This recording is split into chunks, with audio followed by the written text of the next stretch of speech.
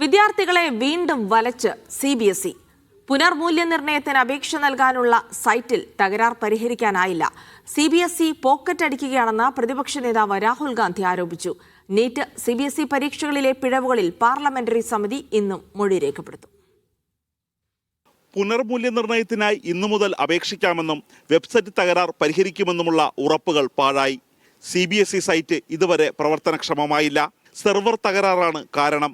OSM മൂല്യനിർണ്ണയത്തിന് സാങ്കേതിക സഹായം നൽകിയ കമ്പനിയിൽ നിന്നും പിഴ ഈടാക്കാനാണ് CBSEയുടെ ആലോചന. സൈറ്റ് തകരാർ തുടരുന്നതോടെ അപേക്ഷ നൽകാൻ പോലും കഴിയാതെ കുഴയുകയാണ് ലക്ഷക്കണക്കിന് വിദ്യാർത്ഥികൾ. CBSE കുട്ടികളിൽ നിന്നും പണം കൊള്ളയടിക്കുകയാണെന്ന വിമർശനവുമായി പ്രതിപക്ഷ നേതാവ് രാഹുൽ ഗാന്ധി രംഗത്തിറങ്ങി.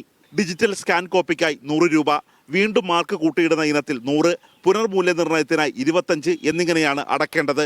സ്വന്തം ഉത്തരക്കടലാസ് കൃത്യമായി പരിശോധിച്ച് കിട്ടാൻ മാത്രം ഒരു കുട്ടിക്ക് 2000 രൂപയോളം ചെലവാക്കേണ്ടി വരുന്നതായും രാഹുൽ ഗാന്ധി പറഞ്ഞു.